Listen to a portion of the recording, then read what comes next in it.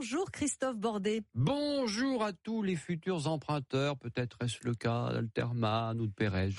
Moi je suis trop vieux, j'ai déjà emprunté, c'est Alterman qui peut emprunter. Attendez. Ça veut dire qu'on peut encore emprunter ? Parce que c'est ça la question. Voilà la vraie question, elle est bonne cette question. Alors disons que ça se détend du côté des banques et que les taux sont plutôt stables. Après, c'est vrai, des mois de folie. C'est compliqué. C'est une bonne nouvelle. Alors oui, je vous le dis. Excusez-moi de vous le dire d'ailleurs, mais c'est le moment d'emprunter. Alors ça peut vous rester en travers de la gorge parce que évidemment on n'est plus au fameux 1% d'il y a 2 ans au niveau des taux.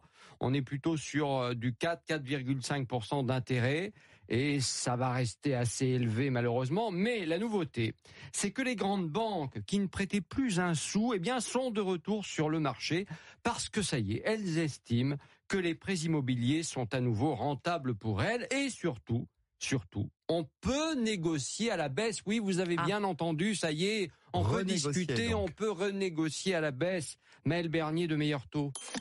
Un dossier sur 20 ans va passer autour de 3,95, 4, alors qu'il va être affiché à 4,30 dans les barèmes. Et un dossier sur 25 va passer à 4,15, 4,20. Donc ça veut dire qu'on a une vraie décote. Alors cette décote-là, elle intervient parce que justement, dans les établissements bancaires qui n'ont par exemple pas prêté depuis 1 an, et qui, du coup, ont des objectifs qui sont ambitieux, il faut revenir sur le marché. Et là, on est au mois de novembre. Et le mois de novembre, c'est des dossiers qui rentreront en prod d'ici janvier, février. Donc, c'est la prod de 2024. 2023 est plié pour tout le monde, c'est terminé, en fait. Donc c'est des signaux, positifs. Et ça veut dire aussi que le courtier a quand même une phase de négo derrière. Oui, les courtiers peuvent négocier pour nous, c'est quand même pas mal.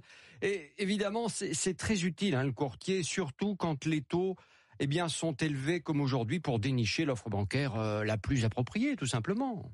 Le courtier, lui, il sait à tel moment que telle banque a faim, veut tel dossier, et voilà. Et c'est notre job. Ensuite, il y a tout le financement, parce qu'on parle du taux. C'est vrai, là, c'est très impactant. Mais il y a quand même tout le plan de financement, dont l'assurance emprunteur. Les dossiers qu'on a renégociés sur l'assurance emprunteur, on est à une économie moyenne de 25 000 euros. 24 000 et des poussières. Voilà, c'est pas génial. 25 000 euros de gagnés, c'est pas mal en moyenne, On non ? peut faire mieux, je suis sûre, non ? Bien entendu. Alors, on peut faire mieux. Si le gouverneur de la Banque de France, par exemple, ouvrait ses chakras, ça irait beaucoup mieux. Tous les courtiers le disent, il faut supprimer l'impossibilité d'emprunter si le taux d'endettement, c'est un peu technique, mais tous ceux qui empruntent le savent, si le taux d'endettement dépasse les 35%, assurance comprise. Nous, on pense qu'il faut un moratoire complet. Arrêtez ça. Revenir à ce qu'on avait avant 2022, parce que ces normes-là, c'est 2022. C'est pas le Crédit Immobilier qui surendette les gens. Nous, on a des cas, des gens qui ont 7 000 euros de reste à vivre, des petits jeunes, par exemple, ils ont un investissement locatif chacun, ils peuvent pas acheter leur résidence principale, il faut qu'ils en vendent un. Ça paraît aberrant, mais oui, effectivement, même avec 7 000 euros, on n'arrive pas à emprunter, c'est quand même complètement dingue. Bref. Tout ça pour dire que aujourd'hui, c'est vraiment intéressant. Les banques sont de retour sur le marché. Évidemment, vous pouvez aller les voir parce qu'en ce moment, soi-disant que c'est vous qui nous écoutez, qui boudez les banques. Vous en avez ras-le-bol des banques. Et Christophe est là pour arranger ça. Europe1.fr pour retrouver cette chronique.